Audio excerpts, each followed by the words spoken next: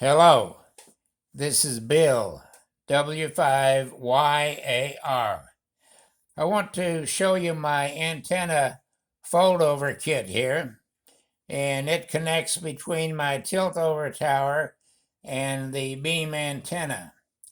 And its purpose is to allow the beam elements to remain flat to the ground and all the way down to the ground where they don't poke into the ground. Without a fold-over plate, the antenna tips would touch the ground at about 20 foot. So I would need a step ladder, and it would totally defeat the purpose of a fold-over tower to be able to easily service the antenna. As you can see, the construction is aluminum. It is 3/8" aluminum, and it's got a pair of 1-inch pillow block bearings and a 1-inch solid aluminum shaft. This mechanism right here is a latching device, which I'll explain later. The total material cost here is around $150. I think the plates, you can buy them off of Amazon. I did precision cut, and the importance of that is so you can lay out all your holes and get all your angles just absolutely perfect. Get your drill lines straight and do a much better job of building this thing. If you don't have the boom parallel to the mast, then you're going to have the elements hanging down lower on one side. This thing weighs 16.4 pounds, so don't let it snap on your fingers or fall on your toes. Okay, like I said, you order this 12x12 precision. You can order the 1-inch aluminum shaft precision cut on Amazon, and the pillow block bearings were about $18 a pair, very inexpensive. All the hardware is stainless steel. I used nuts, captive nuts, or the nuts with the little nylon inserts where you don't have to use lock washers. The way you build this thing is you start out with a flat plate and then put the pillow block bearings on it square. Go ahead and drill your U-bolts and then put this hinge on there. Now you're going to have to cut this out, and this will take some trial and error to get this thing kind of fit here.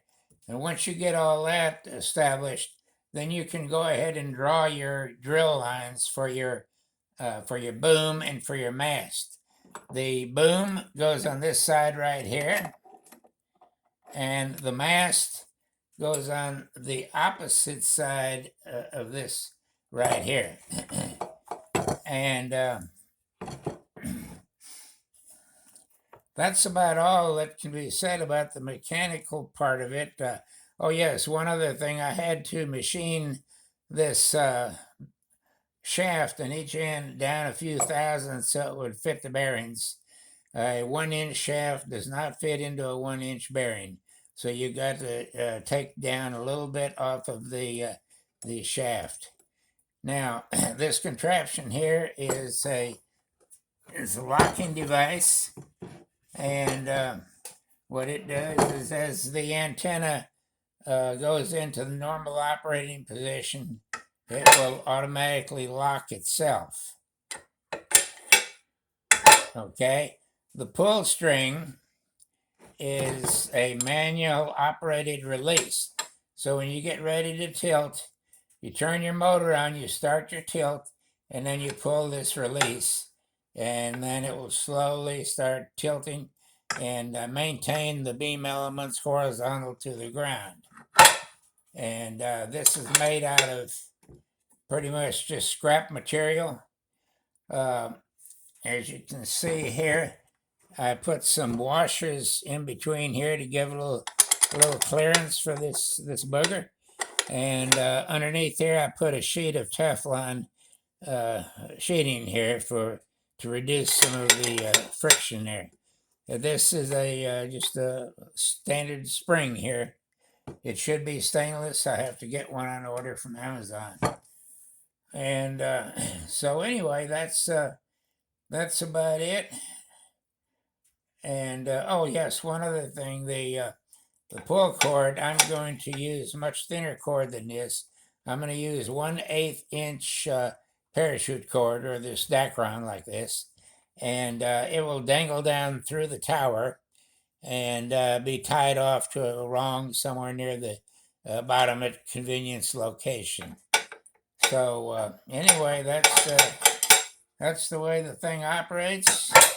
Very simple device, basically a big hinge. Thank you for watching.